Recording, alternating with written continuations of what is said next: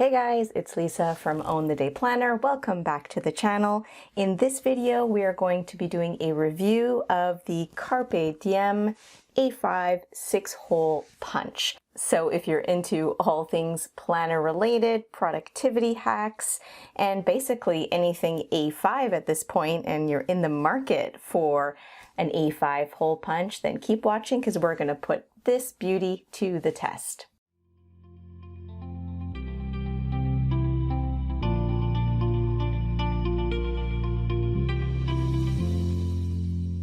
Okay, so I recently picked up this A5 hole punch and I was so excited to do so because for the last little while, as I am on my A5 journey, I have been manually hole punching any inserts that I print or any dividers that I've made with a manual old school hole punch, literally a singular one, not even a fancy one, probably like a dollar store, Dollar Tree type of hole punch. And so I would just be manually punching each hole that I would need, a total of 6 per page by hand, depending how thin or thick my papers were. Maybe I could get in a few sheets if it was thin paper or really thin cardstock, but this can be really brutal on the hands. So I was in the market for an A5 punch and I did shop around, looked at a lot of different reviews on Amazon and from other companies.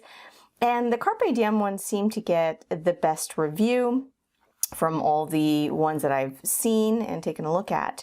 But like many A5 hole punches, it tends to be on the pricier side. This would normally retail, whether you get it directly from Carpe Diem or from a third-party seller, for example, like Amazon or any other website that might sell Carpe Diem products. This can run you on average anywhere between $35 to $40 for a hole punch.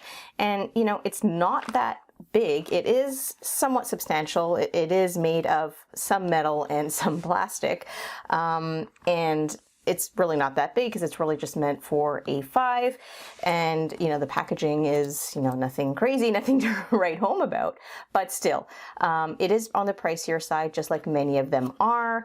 But the difference between a lot of 6-hole punches for A5 and this one is that you can actually punch all 6 holes at once with this one, which some of the other ones that are in similar price range, you can't do that. You'd actually have to, for example, go in and punch 3 of the holes and then flip and then punch the other 3, whereas this one you can do all 6 holes in one fell swoop, which is really what I was looking for. I didn't want anything complicated.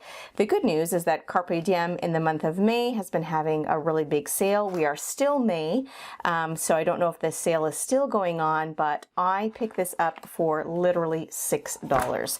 Online, carpediem.com, they have plenty of things on sale, and you actually saw me unbox this really quickly in my massive haul for my Carpe Diem first ever haul. So if you haven't watched that to see all the goodies that I got on sale, you can take a look at the haul part 1 or part 2 or both. There'll be cards coming up somewhere on the screen for those, but let's get right into this hole punch.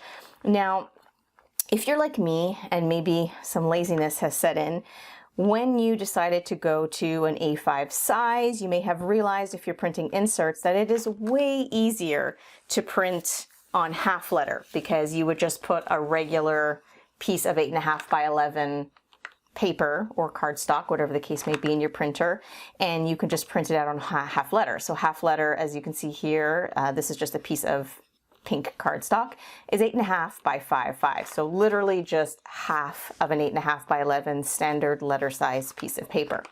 I definitely am guilty of this because printing A5 size is fair enough, but then when you actually have to cut it and paper cutters, and I don't have a fancy paper cutter and all of this, so a lot of times my inserts are being printed on half letter, although I am working my way up to finding the time and the courage to slice all of my inserts to true A5 size. So when we talk about true A5 size, you're typically looking at something like this, which is generally known as 5.83 by 8.27 or 8.27 by 5.83, however you prefer to put your dimensions.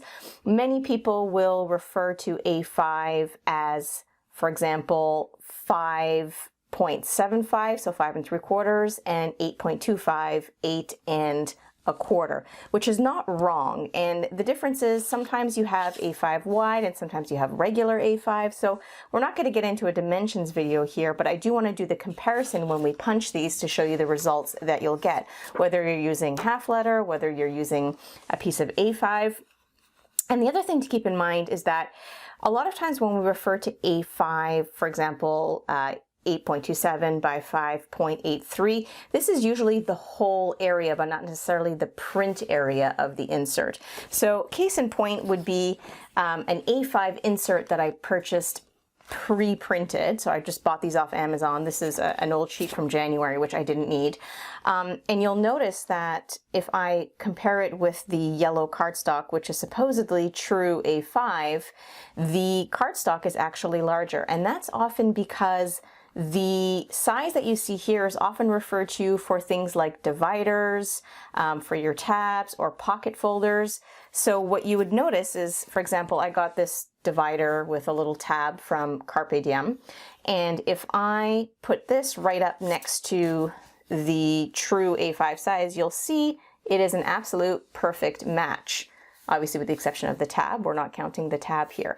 So it all depends on what your preference is when you're cutting inserts or cutting dividers for yourself, if you want to go with a true A5 size, which is apparently this, or you can round it down a little bit. For example, 8 1/4 by 5 3/4. So you would get something that resembles the actual insert here, which is slightly smaller, which would come in at about 8 1/4 and 5 3/4. So we're going to test this punch against all of these different sizes to see what result we would get. So to start off with, I figured we would go half letter because, like me, I'm sure many of you are used to using half letter, and we want to kind of see how it measures up and how it would work with this. So what I have noticed is that there really isn't anything fancy to this punch. There is on the very end here sort of a metal lip, which would basically be the guide as to where my paper has to stop. So if I put my paper in and I stick it in and slide it all the way to where I feel that metal guide, that tells me that I have my paper in the right spot, and all I got to do is press down. And voila, we have our 6 holes punched.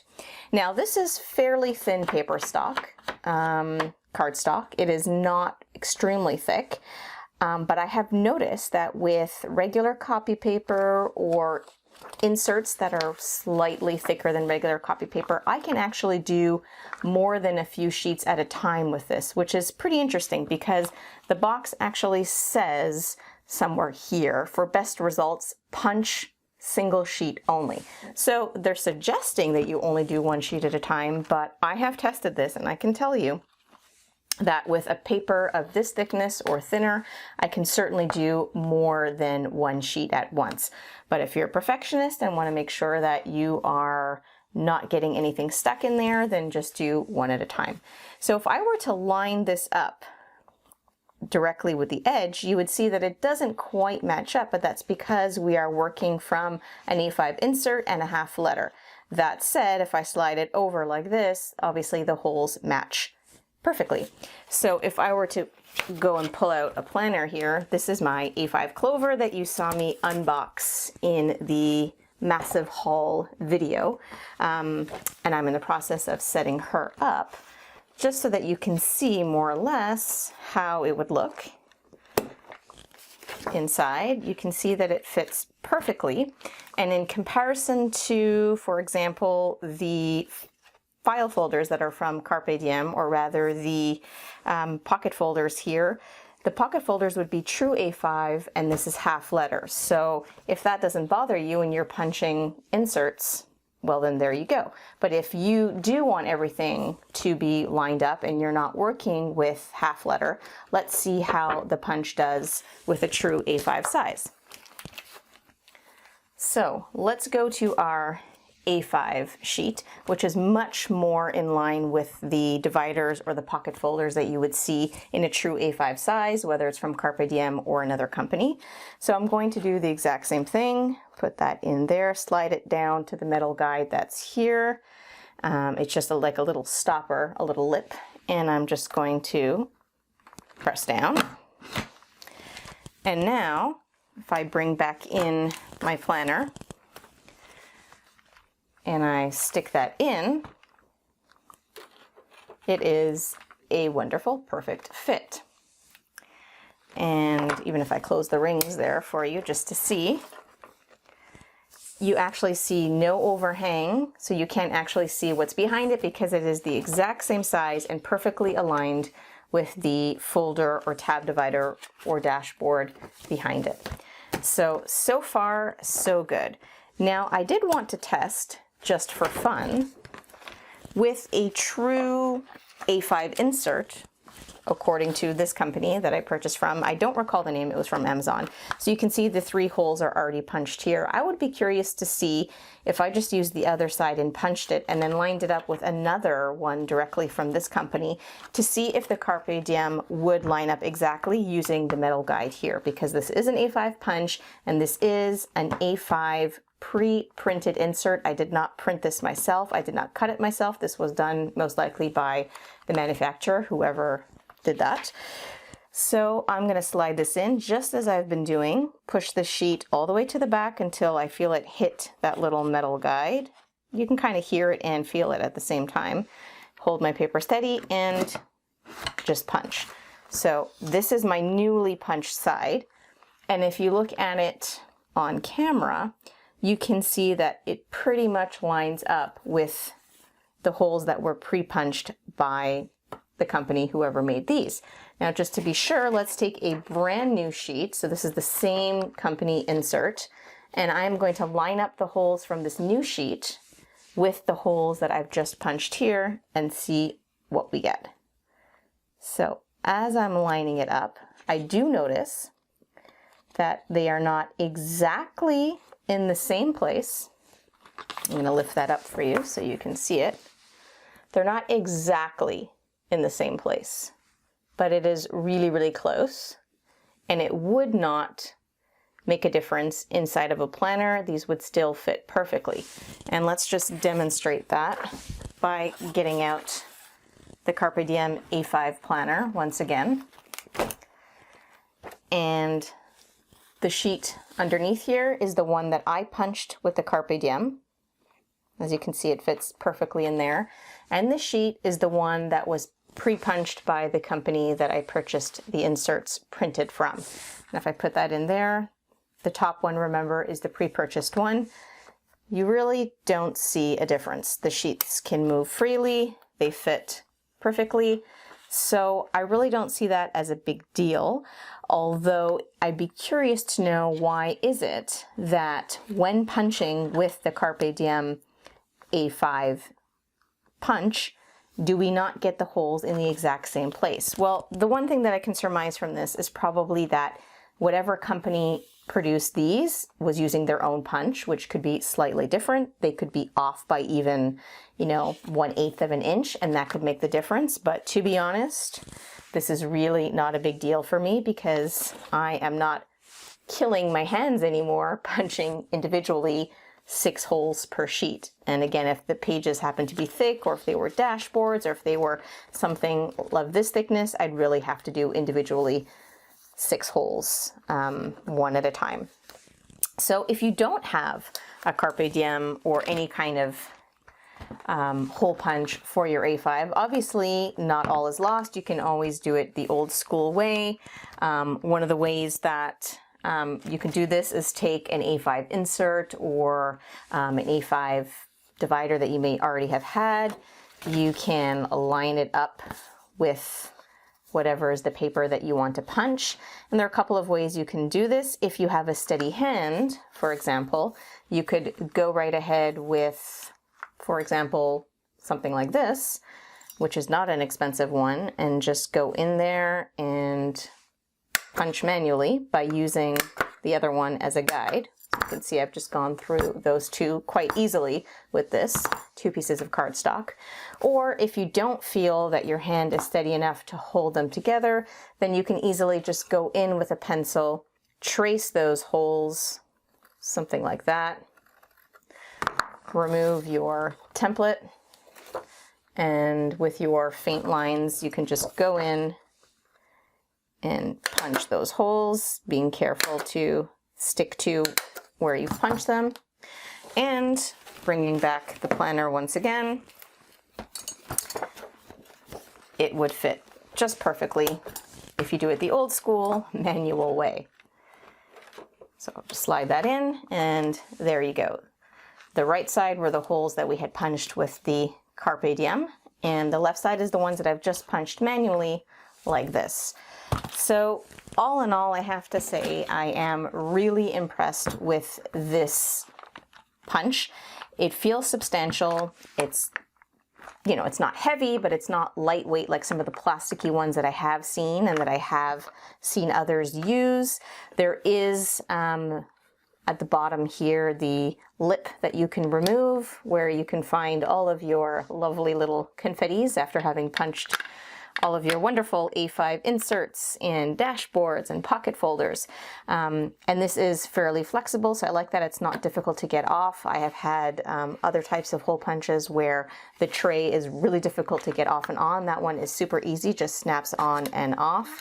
The mechanism, the springs feel pretty sturdy. I mean, it's not something that I would throw around or bang around, but I would say that this is definitely good value. And had I purchased this at full price, I would have been still extremely comfortable with that price range, given how much it's saving my hands and how easy it is to use. I can punch all 6 holes at once. And obviously, given that I got it on sale for just $6, is an awesome score. So I hope that you found this helpful. If you have any questions or any other types of hole punches that you love in the A5, I'd love to hear about it. You can leave me a comment below. And so if you enjoy this kind of content, go ahead and hit that subscribe button and the notification bell. I upload new videos every single week, whether it is a planner setup, a plan with me, a product review for something planner related, or DIY crafting. So that's it for this review. Give it a good thumbs up if you found it helpful and thorough, and I would love to see you in the next video. Until next time.